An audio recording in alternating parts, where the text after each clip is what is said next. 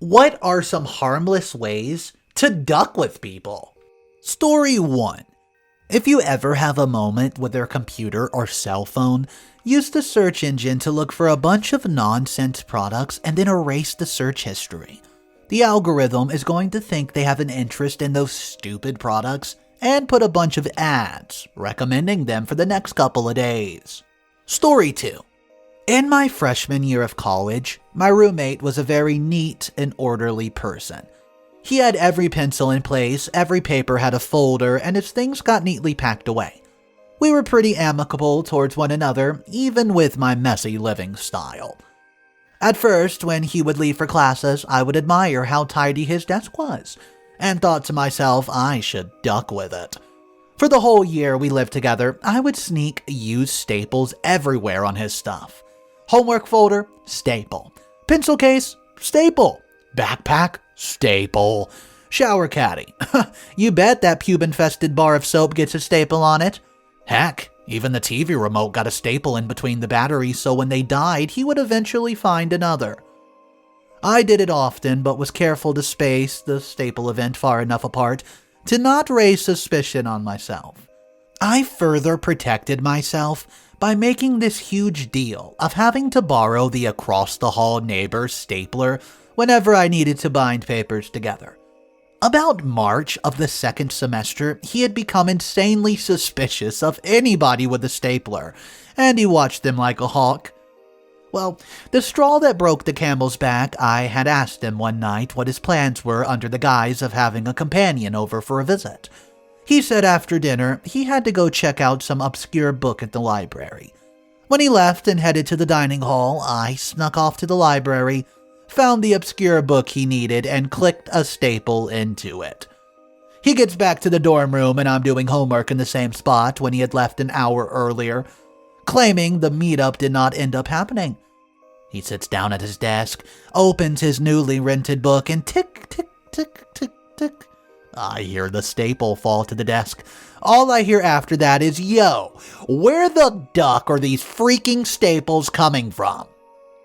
I revealed myself after graduation when I mailed him a birthday card with a used staple in it. Thankfully, he got the biggest kick out of the card and we still talk to this day. Story number 3. So, once I knew a guy who was a master of awkward humor. Just an extremely awkward, strange man. One time, I decided to see if I could make him feel awkward for once. He went for a fist bump and I grabbed his whole fist and shook it up and down. I thought there was no way he could win. He reacted completely naturally. Not flat, not a pause. He reacted in the moment as if he's been born and grew up on a planet where one person goes for a fist bump and the other person shakes their whole hand. There wasn't a hint of a grin or a wink. It was a normal handshake for him. I stood there short-circuiting for 10 seconds or so and realized I've never beaten that guy ever. Story 4. Every other week or so, I'd change which side my coworker's drill belt clip was on. 2 screws and 30 seconds for a maddening payout.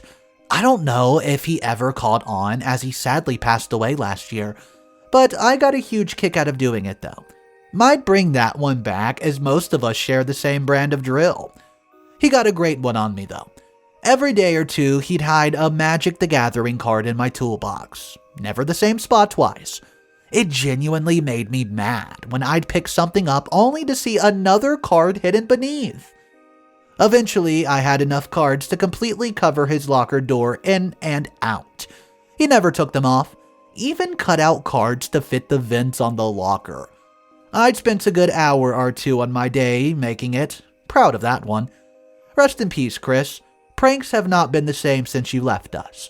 Your locker still remains covered in Magic cards and nobody's questioned it to this day. Story 5. I plugged in a wireless mouse onto one of my college professor's computers and moved the mouse around every now and then when he wasn't looking at the screen. I did this for a few days and always took back the USB at the end of class without him noticing. Finally, when doing my final presentation, he realized what was happening when I took my own mouse up with me to click through the slides. Story 6. When I was little, my mom let my sister invite one of her friends on vacation with us. When we were driving, my sister's friend said, "Hey, I've got an idea." Both she and my sister had long hair.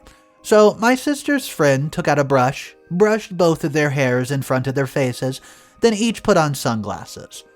My mom stopped at a traffic light, and at the same time, my sister and her friend turned to the car next to us. This woman happened to look over, and I watched her jaw drop that she was coming face to face with not one, but two seemingly cousin-its. Then I watched this person start cracking up. We were the first car at the light, changed right at the moment, and the best part was, my sister and her friend kept their composure, not turning away from the person as we pulled off. Story 7. We did this to a friend. I noticed when she bought her house, she had some prints in her kitchen of lemons. 2 prints. That was all I needed. I went to a charity shop and bought maybe 20 cheap picture frames, then Googled lemon art. Printed them out in color at work. My friend's birthday, we were outdoors, and it began to rain, and the plan was to go to her house. I made my excuse and hopped in a taxi home to drop off my stuff, and to pick up a literal box of lemon pitchers. We coordinated.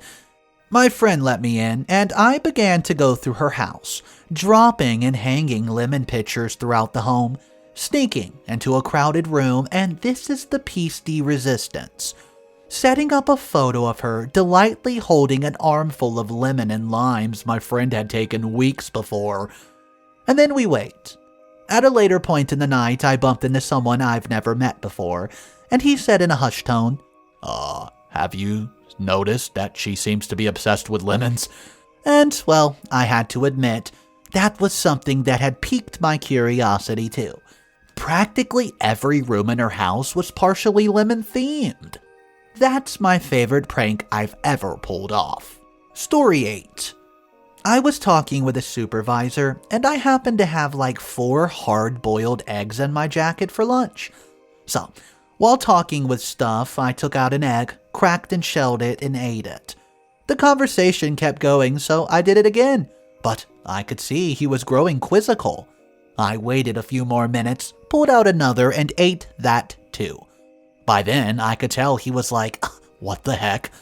The conversation was wrapping up, so I pulled the last one out, and he stopped mid-conversation and asked me, "Dude, how many freaking eggs do you have?" I just shrugged, shelled, and then ate the last egg. Story 9. My neighbor got an expensive new camera for his front door.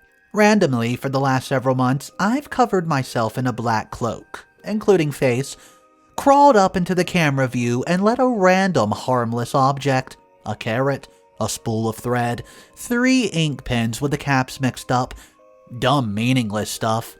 On camera, it looks like a dark shape appears and disappears, leaving a random object behind. It was driving him crazy.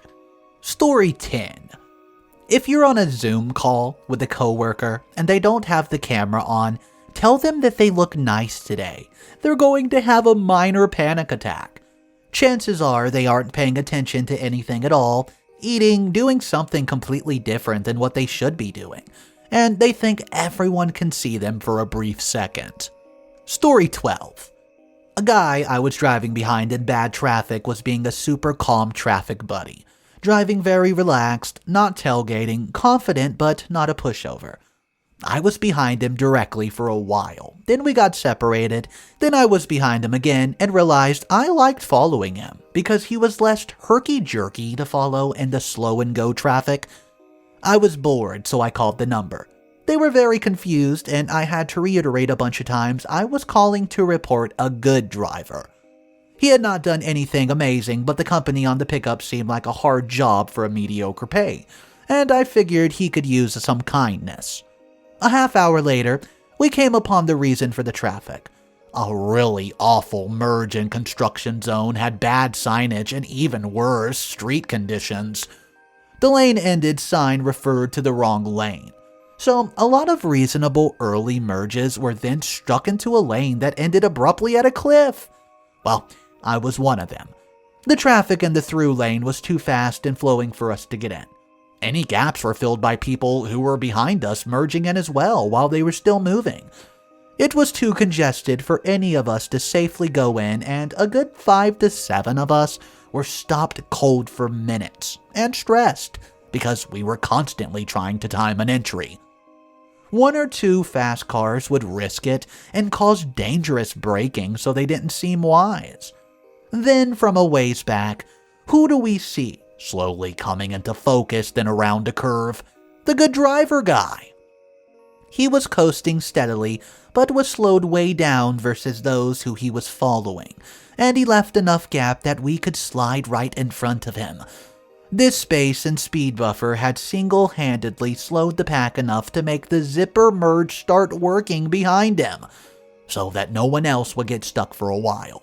My wife and I started losing our crap. No freaking way. It's how my driving guy, we had reported him as an excellent driver in a phone call that heavily exaggerated his heroism, and then he went on again to actually save the day. What a great moment.